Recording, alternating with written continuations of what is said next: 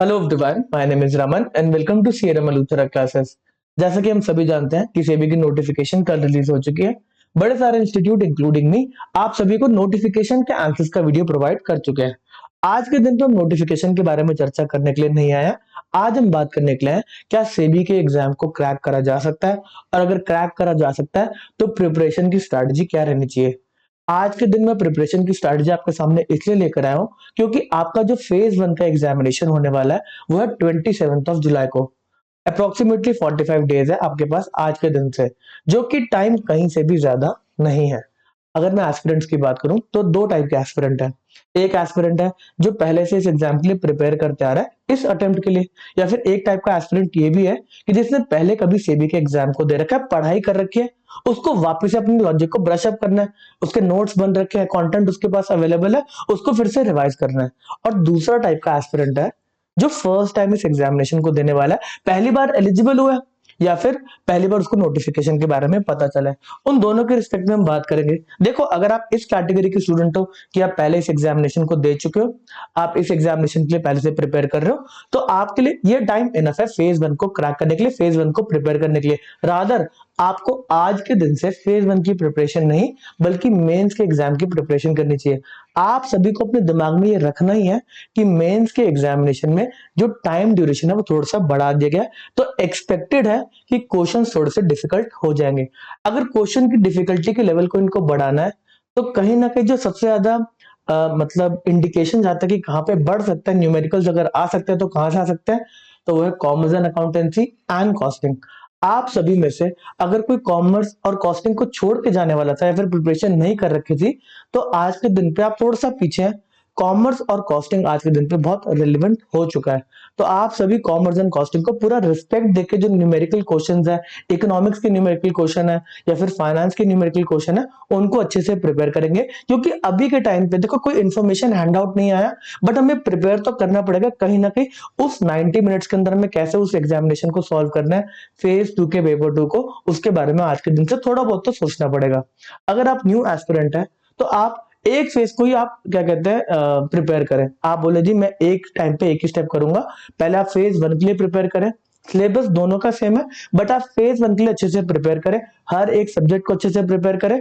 कुछ टॉपिक को, एक सब्जेक्ट को पूरा नहीं छोड़ सकते आप। सब्जेक्ट में कुछ टॉपिक अगर आपको डिफिकल्ट लगते हैं तो आप वो छोड़ के जा सकते हैं, और मेंस के एग्जाम से पहले आपको उसको डिटेल में पढ़ना ही पड़ेगा। चलो, फेज वन की बात करेंगे। इस सेशन में हम सिर्फ फेज वन की बात करने के लिए हैं। तो फेज वन का आपका एग्जामिनेशन है 27 जुलाई को। मैंने कुछ दिन कम कर दिए, 45 डेज तो आपको मिल रहे हैं, बट आपके एग्जामिनेशन से 27 जुलाई से पहले के 5 दिन आप सिर्फ मॉक टेस्ट के लिए रखें और चीजों को रिवाइज करने के लिए रखें। वहां पे कोई नई चीज नहीं पढ़नी। उसके अलावा अगर बात करें तो अभी आप 4-5 दिन वेस्ट कर देंगे ये सोचते हैं कि नोटिफिकेशन में चेंज आ गया है, मैं एग्जामिनेशन दूं कि ना दूं, तो ये 5 दिन भी वेस्ट हो जाएंगे। तो आपके पास मोटा मोटा 36 डेज रहने वाले हैं इस एग्जाम को प्रिपेयर करने के लिए। 36 डेज है और 6 सब्जेक्ट है, तो आपको उसी तरीके से प्रिपरेशन करनी पड़ेगी।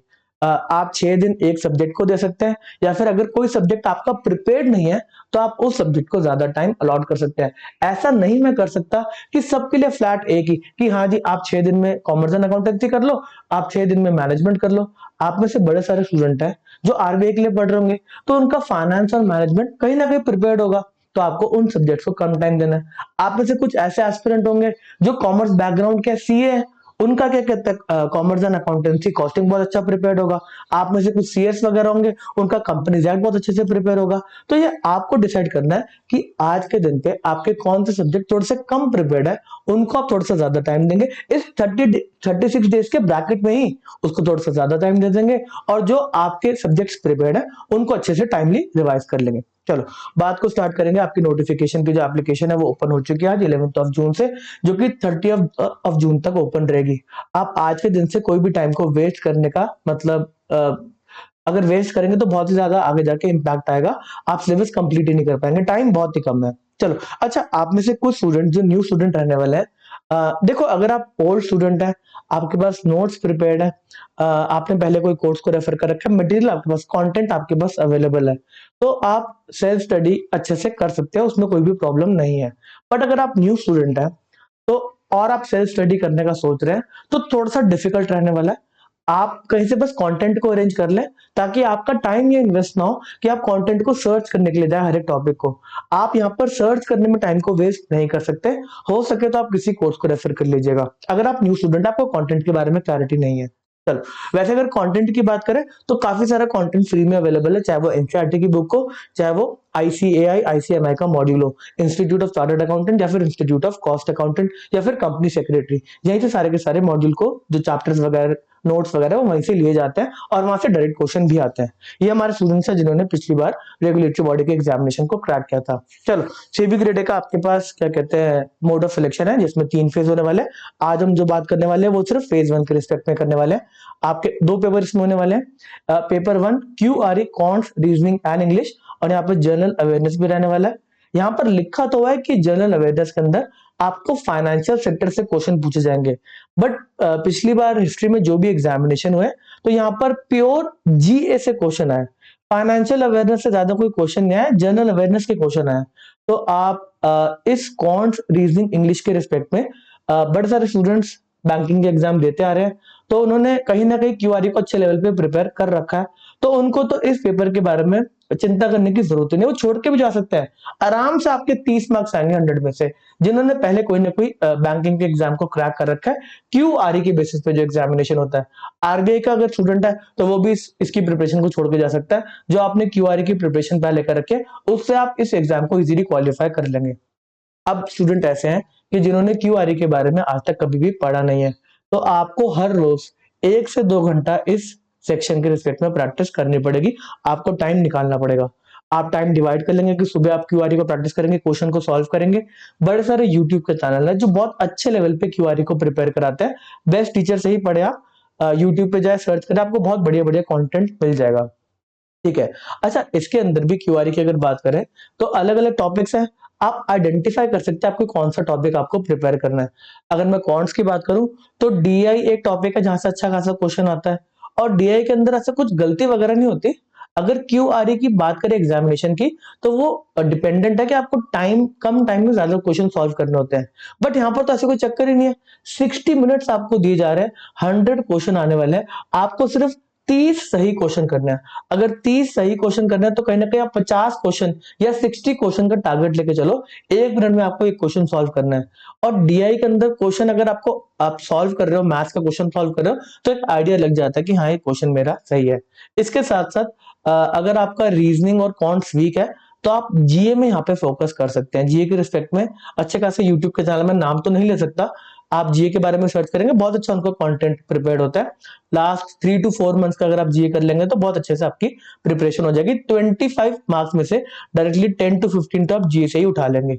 उसके बाद इंग्लिश की बात करें तो इंग्लिश, जो इंग्लिश का लेवल रहता है वो काफी इजी रहता है। यहाँ पे बहुत ही इजी लेवल की इंग्लिश आती है, बट काफी सारे स्टूडेंट्स हैं जो इंग्लिश में स्ट्रगल करते हैं, तो आपको मैनेज करना पड़ेगा। अगर आपकी इंग्लिश ठीक नहीं है तो उतना ही टाइम आपको इन्वेस्ट करना पड़ेगा फिर क्वांट्स एंड रीजनिंग के अंदर। ओके, दोनों में आप टॉपिक को आइडेंटिफाई कर ले, चाहे वो कौन सा चाहे वो रीजनिंग है, कि आपको कौन कौन से टॉपिक करके जाने और उसी क्वेश्चन को जाकर टारगेट करें। चलो, पेपर 2 की बात करें तो यहाँ पर एमसीक्यू पूछे जाएंगे, commerce, accountancy, management, finance, costing, company Z and economics. इसके बारे में ही आज हम चर्चा करने के लिए हैं। जनरल स्ट्रीम में इसको कैसे प्रिपेयर करना है कितने टाइम हम इसको प्रिपेयर कर सकते हैं। चलो, यहाँ पर आपको 40 मिनट्स दिए जाएंगे। एक्सपेक्टेड है कि 50 क्वेश्चन आएंगे, 2 मार्क्स ईच के। ओके, गलत करेंगे तो आपके मार्क्स कटेंगे 0.5। अच्छा, इसके अंदर आपको लेकर आने 40 मार्क्स आउट ऑफ 100, और इन दोनों पेपर को अगर ऐड कर दे तो 200 मार्क्स के आपके पेपर हो गए।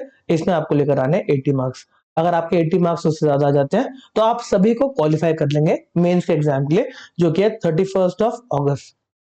आप प्री का एग्जाम देकर आएंगे। आपने पहले ही इस पेपर 2 को प्रिपेयर करके रखा होगा, मेजॉरिटी कुछ कुछ टॉपिक को छोड़ रखा होगा। फिर आपका काम स्टार्ट हो जाता है कि जो टॉपिक को आपने छोड़ रखा, अच्छे से प्रिपेयर नहीं करा, उनको पक्का करना है और न्यूमेरिकल में अपने टाइम को इन्वेस्ट करना है। जो पिछली बार का एग्जामिनेशन हुआ था 22 का, बहुत अच्छे लेवल का आपका एग्जामिनेशन हुआ था, बहुत अच्छे लेवल के क्वेश्चन आए थे, न्यूमेरिकल भी इजी नहीं आए थे। और अगर न्यूमेरिकल क्वेश्चन आ जाता है तो ऑटोमेटिकली आपका जो एग्जामिनेशन होता है वो थोड़ा सा लेंदी हो जाता है। ठीक है ना। चलो, बात को बढ़ाते हैं आगे। अच्छा, इसके बारे में हमने ऑलरेडी डिस्कशन कर लिया। पेपर 1 को आपको कैसे प्रिपेयर करना है। ओके, पेपर 2 की बात करते हैं, अब हम हर एक सब्जेक्ट के बारे में डिस्कशन करेंगे। यहाँ पर आई एम सॉरी कि मैं आपको अपने कोर्स के बारे में रेफरेंस दे रहा हूँ, बट कोर्स के बारे में बताना थोड़ा सा जरूरी हो जाता है। पहला आपका सब्जेक्ट है commerce and accountancy. Commerce and accountancy का सिलेबस आपके सामने है। इसको अगर आप मेरे लेक्चर्स को रेफर करेंगे तो 30 आवर्स के अंदर आप पूरे के पूरे कॉमर्स एंड अकाउंटेंसी को बहुत अच्छे लेवल से प्रिपेयर कर सकते हैं। ये एक गारंटी है, अगर आप सारे के सारे लेक्चर्स को देख लेते हैं, सारे के सारे एमसीक्यूज को अटेम्प्ट कर लेते हैं, तो फेज 1 में आपको कोई दिक्कत नहीं आएगी।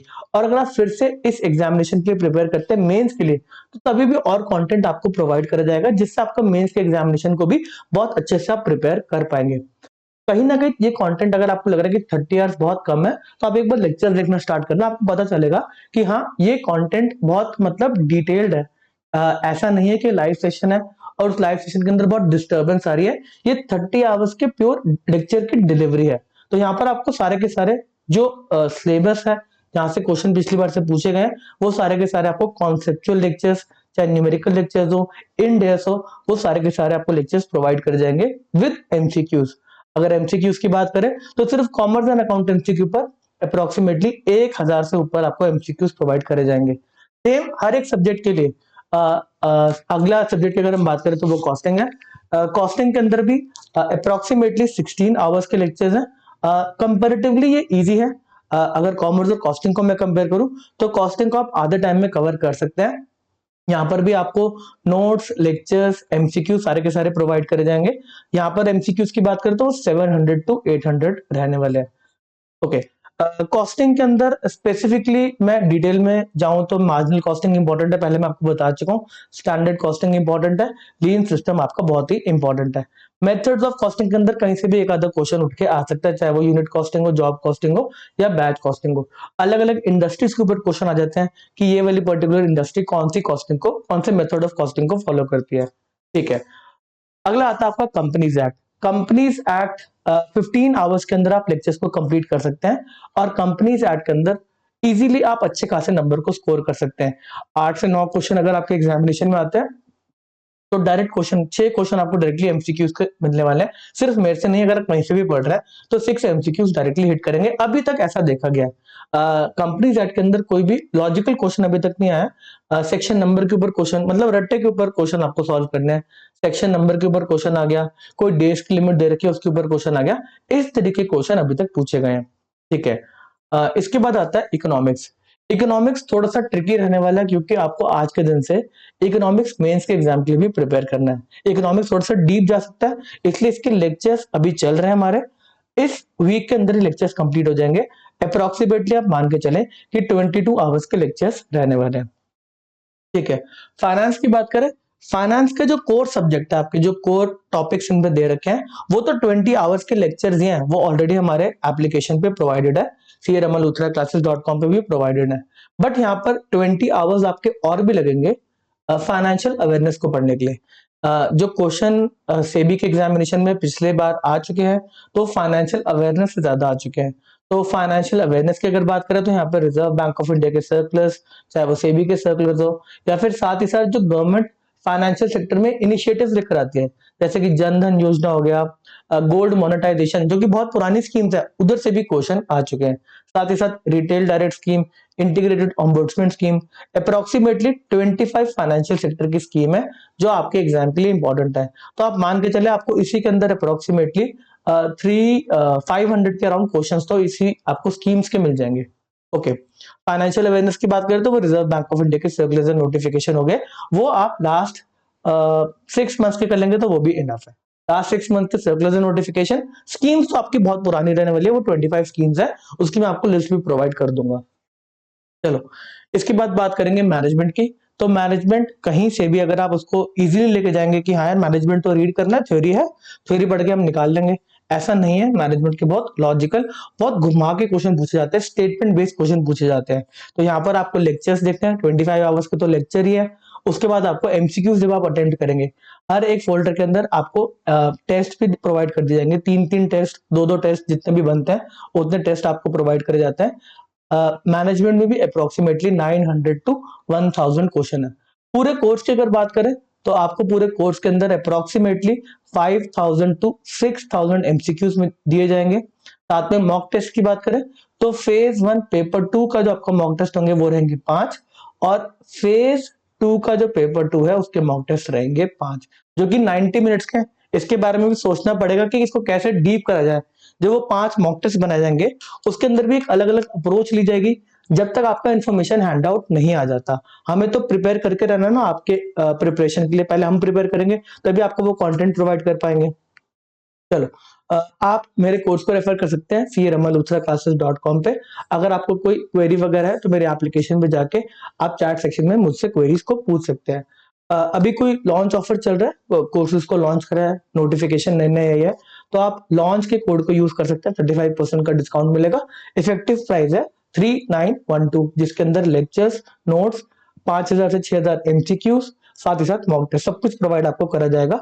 और ये लेक्चर्स जो है, अगर मैं आपको सबकी बेस्ट बात बोलूं तो लेक्चर्स बहुत ही इंपॉर्टेंट है एग्जामिनेशन को क्रैक करने के लिए, कॉन्सेप्ट को समझने के लिए। हर एक चीज इंपॉर्टेंट है जी, मॉक टेस्ट, एमसीक्यूज, हर एक चीज बहुत मेहनत से पिछले 1 साल में बनाई गई है। अभी भी कुछ लाइव लेक्चर चल रहे हैं। आज रात को भी 9:30 बजे हमारे इकोनॉमिक्स से एक सेशन है जो लाइव डाउट सेशन लिया जाएगा। अच्छा, बड़े सारे जो इंस्टीट्यूट्स हैं या फिर बड़े सारे स्टूडेंट्स हैं वो इस समय सोच रहे हैं कि हम लाइव लेक्चर्स के लिए चले जाएं। जी, मैं आपको इसके अगेंस्ट एडवाइस करूंगा। ऐसा मैं क्यों बोल रहा हूँ? क्योंकि लाइव सेशंस लेने का इस समय टाइम नहीं है। लाइव सेशन में अगर आप भी जाते हैं तो उस लाइव सेशन में बहुत डिस्टर्बेंस रहने वाली, बड़े सारे स्टूडेंट्स क्वेरी पूछेंगे, तो कहीं ना कहीं आपके 10-15 मिनट खराब होने वाले। अगर एक दो क्वेरी भी आ गई तो उसको सॉल्व करेंगे टीचर्स, ऑब्वियसली करेंगे, छोड़ के तो चले नहीं जाएंगे। तो आपका जो टाइम वो वेस्ट होगा वो बहुत ही मतलब क्रूशियल है आपके लिए।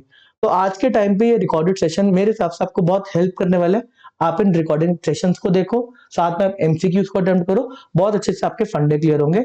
हमारे पिछले कुछ 1-2 महीने से लाइव सेशंस ऑलरेडी चल रहे हैं, जो डाउट सेशंस हैं, इसको भी हम आगे थोड़ा बहुत कंटिन्यू करेंगे। उसके रिस्पेक्ट में जो भी स्केड्यूल होगा वो आपको प्रोवाइड कर दिया जाएगा। वो डाउट सेशन है, वहां पे आपको पढ़ाया नहीं जाता, सिर्फ डाउट्स लिए जाते हैं।